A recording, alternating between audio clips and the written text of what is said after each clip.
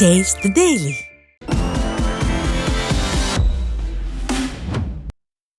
திருவள்ளூர் மாவட்டம் கடம்பத்தூர் ஒன்றியத்திற்குட்பட்ட பழங்குடியின மக்களின் குடிமனைகளை பணம் கொடுத்தால்தான் அளவீடு செய்ய முடியும் என வசூலில் இறங்கிய குமாராச்சேரி ஊராட்சி செயலாளர் மீது நடவடிக்கை எடுக்க வலியுறுத்தி முற்றுகை ஆர்ப்பாட்டம் நடைபெற்றது.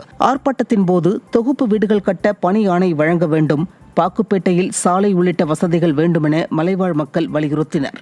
நிலத்தை அளவீடு செய்ய ஒவ்வொரு வீட்டிற்கும் 500 ரூபாய் வேண்டுமென ஊராட்சி மன்ற செயலர் கேட்டது குறித்து உரிய நடவடிக்கை எடுக்க வேண்டுமென வலியுறுத்தியும் கடம்பத்தூர் பிடிஓ அலுவலகத்தை முற்றுகையிட்டு தமிழ்நாடு மலைவாழ் மக்கள் சங்கத்தினர் ஆர்ப்பாட்டம் நடத்தினர்.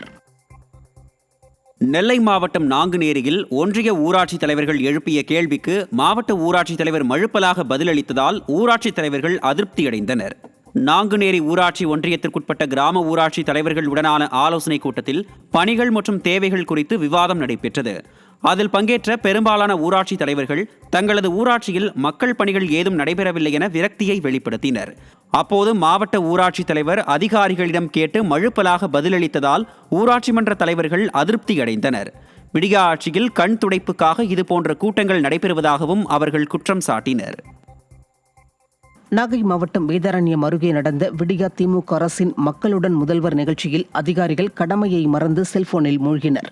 தகடூரில் விடியா திமுகவின் மக்களுடன் முதல்வர் மற்றும் உங்கள் ஊரில் உங்கள் அரசு என்ற பெயரில் முகாம் நடைபெற்றது.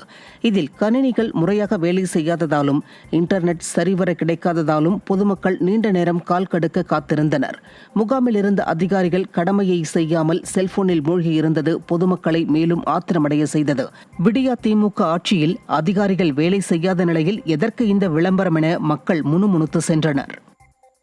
திண்டுக்கல் மலைக்கோட்டை அடிவாரத்தில் உள்ள குளத்தில் மீன்கள் ஏராளமாக செத்து மிதப்பதால் துர்நாற்றம் வீசுவதாகவும் அதன் காரணமாக தொற்றுநோய் பரவும் அபாயம் ஏற்பட்டுள்ளதாகவும் அப்பகுதி மக்கள் அச்சம் தெரிவிக்கின்றனர்.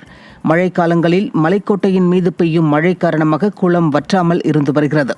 இதனிடையே கோட்டை குளத்தில் திடீரென மீன்கள் செத்து மிதப்பதோடு மட்டுமல்லாமல் துர்நாற்றம் வீசி வருகிறது. எனவே இதன் காரணமாக அருகில் உள்ள பொதுமக்களுக்கு நோய் தொற்று ஏற்படும் முன் விடியா திமுக மாநகராட்சி நிர்வாகம் செத்து மிதக்கக்கூடிய மீன்களை அப்புறப்படுத்த வேண்டும் என பொதுமக்கள் கோரிக்கை விடுத்திருக்கின்றனர். நீலகிரி மாவட்டம்